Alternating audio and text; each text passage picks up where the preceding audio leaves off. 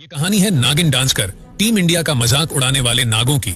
जब मैच खत्म होने से पहले ही उन नागों ने अपनी जीत को तय मान लिया था और अपने घमंड में चूर बांग्लादेशी खिलाड़ियों ने भारतीय टीम का मजाक उड़ाते हुए नागिन डांस करना भी शुरू कर दिया था। लेकिन तभी मैदान पर बल्लेबाजी के लिए आते हैं दिनेश कार्तिक, जिन्होंने लगभग हारे हुए उस मैच का ऐसा पासा पलट डाला कि फन निकालकर नाचने वाले वो सारे नाग अपने बिल में जा छुपे थे। अनहोनी को होनी बना देने वाली दिनेश कार्तिक की इस पारी का पूरा हाईलाइट वीडियो हम आपको दिखाने जा रहे हैं। लेकिन आगे बढ़ने से पहले आपसे गुजारिश है कि वीडियो पर एक सीरीज तीन देशों के बीच में खेली जा रही थी, भारत, श्रीलंका और बांग्लादेश। जहां भारतीय टीम पहले मैच से ही बेहतरीन क्रिकेट खेलते हुए फाइनल में पहुंच चुकी थी, वहीं श्रीलंका और बांग्लादेश के बीच एक निर्णायक मैच खेला जाता है, जहां महमुदुल्लाह की मात्र 18 गेंदों में खेली गई 44 रनों की ताबड़तोड़ पारी ने बांग्लादेश को विजयी बना दिया। और इस जीत के साथ ही एक बार फिर से बांग्लादेशी नागों का फन बाहर निकल चुका था और उन नागों ने भरे मैदान में नागिन डांस कर श्रीलंकाई खिलाड़ियों के अपमान करने में कोई कमी नहीं छोड़ी थी। और फाइनल के मैच में भारत को हराने का सपना लिए नागों का फन टीम इंडिया का मजाक बनाने के लिए व्याकुल हो रहा था। और टीम इंडिया के लिए सबसे बड़ी समस्या ये थी कि फाइनल के इस मैच के लिए ना तो विराट कोहली टीम में थे और ना ही महेंद्र सिंह धोनी। इनके अलावा हार्दिक पांड्या, भुवनेश्वर कुमार और जसप्रीत बुमराह भी इंजरी के कारण भारतीय टीम का हिस्सा नहीं थे। फाइनल का यह मैच कोलंबो के आर प्रेमादासा स्टेडियम में खेला जा रहा था, जहां टॉस में सिक्का भारत के पक्ष में गिरता है और भारतीय कप्तान रोहित शर्मा ने टॉस जीतकर पहले गेंदबाजी करने का फैसला किया। पहले बल्लेबाजी करने उतरी बांग्लादेश टीम के टॉप ऑर्डर को तो भारतीय गेंदबाजों ने सस्ते में ही पवेलियन का रास्ता दिखा दिया था। चहल की शानदार गेंदबाजी के आगे महज 33 रनों पर ही बांग्लादेश के 3 विकेट गिर चुके थे, जिसमें तमीम इकबाल 15 रन, लिटन दास 11 रन और सौम्या सरकार 1 रन बनाकर पवेलियन वापस लौट चुके थे। और फिर उसके बाद रहीम को भी 9 रनों के निजी स्कोर पर पवेलियन का रास्ता दिखाते हुए भारत को चौथी की सफलता भी दिला डाली।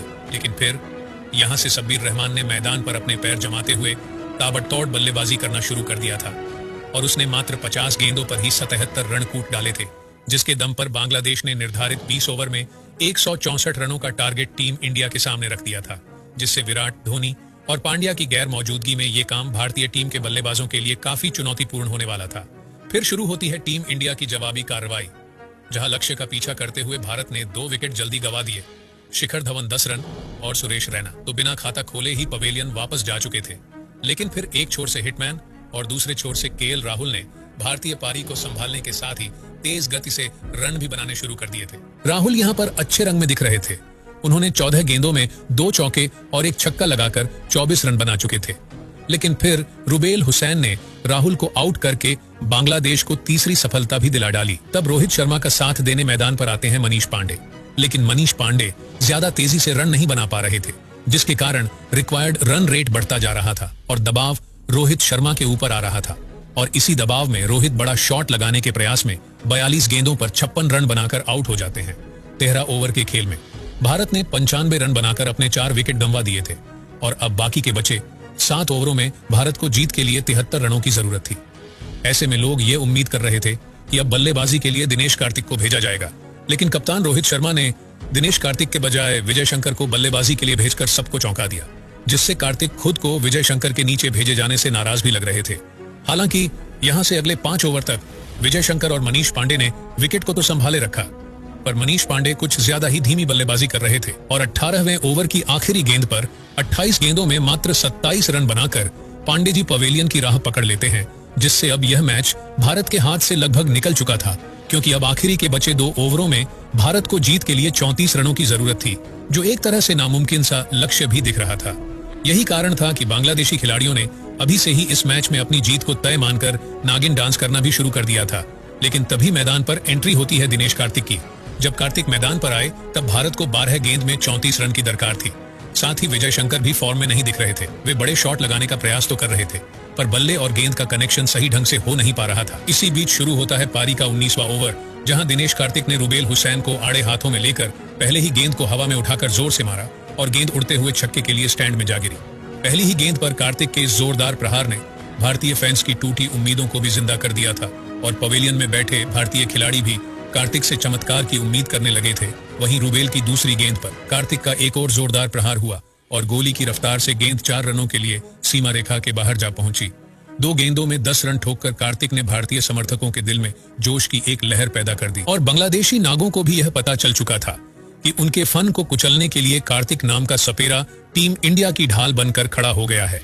इसी बीच रुबेल की तीसरी गेंद को भी कार्तिक ने हवाई फायर करते हुए 6 रनों के लिए दर्शक दीर्घा में भेज दिया। कार्तिक की तूफानी बल्लेबाजी से आर प्रेमदासा स्टेडियम झूम उठा और मजे की बात तो ये थी कि पूरा का पूरा श्रीलंका भारत के सपोर्ट में खड़ा था, क्योंकि हर एक श्रीलंका फैन बांग्लादेश से अपने अपमान का बदला लेने के लिए टीम इंडिया के साथ खड़ा था। हालांकि रुबेल की चौथी गेंद पर कार्तिक बीट हो जाते हैं, लेकिन फिर 5वीं गेंद को कार्तिक ने डाउन द ग्राउंड खेलते हुए तेजी से भागकर 2 रन पूरे कर लिए थे। और फिर ओवर की आखिरी गेंद पर भी कार्तिक ने क्या गजब का शॉट मारा कि गेंद तीर की तरह वन बाउंस चौके के लिए जाती है। और इसी के साथ कार्तिक ने रुबेल हुसैन के इस एक ओवर में कुल 22 रन ठोक डाले थे, जिससे अब भारतीय टीम को आखिरी के बचे 6 बॉल पर जीत के लिए 12 रनों की दरकार थी। जहां बांग्लादेश की तरफ से आखिरी ओवर डालने वाले थे सौम्या सरकार, जिन्होंने प्रेशर में आकर विजय शंकर को पहली गेंद वाइड डाल दी। लेकिन अगली गेंद पर विजय शंकर फिर से जोर से बल्ला चलाते हैं, पर इस बार भी गेंद और बल्ले में कोई संपर्क नहीं होता है। लेकिन फिर दूसरी बॉल पर शंकर ने सिंगल लेकर स्ट्राइक दिनेश कार्तिक को दे दी। अब भारत को जीत के लिए 4 बॉल में 10 रनों की जरूरत थी, लेकिन ओवर की तीसरी गेंद पर भी मात्र एक सिंगल ही आ पाता है और अब स्ट्राइक एक बार फिर से विजय शंकर के पास थी। लेकिन इस बार विजय शंकर ने चालाकी से खेलते हुए गेंद को गैप में मारा और गेंद 4 रनों के लिए सीमा रेखा के बाहर जा पहुंची, जिससे अब आखिरी के 2 गेंदों पर भारत को जीत के लिए 5 रनों की जरूरत थी।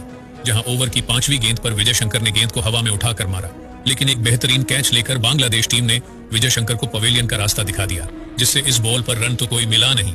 पर अच्छी बात यह थी कि स्ट्राइक पर अब दिनेश कार्तिक आ गए थे। अब आखिरी गेंद पर भारत को जीत के लिए 5 रनों की जरूरत थी।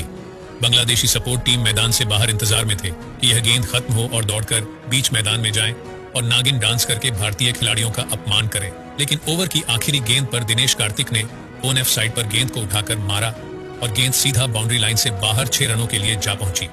और दिनेश कार्तिक ने आखिरी बॉल पर अविश्वसनीय छक्का लगाकर नागों के फन को उठने से पहले ही कुचल करके रख दिया। फिर शुरू होता है बांग्लादेश का रोना धोना और मातम का सिलसिला और टीम इंडिया का सेलिब्रेशन, क्योंकि दिनेश कार्तिक ने वो चमत्कार कर टीम इंडिया को जिता दिया जिसकी किसी ने कल्पना तक नहीं करी थी। और भारतीय टीम के इस जीत को श्रीलंका वालों ने भी खूब सेलिब्रेट किया और श्रीलंकाई फैंस ने भारत की जीत पर नागिन डांस करके बांग्लादेश अपने अपमान का बदला भी पूरा कर लिया था। दोस्तों, अनहोनी को होनी बना देने वाली दिनेश कार्तिक की इस अद्भुत पारी के नाम इस वीडियो पर एक लाइक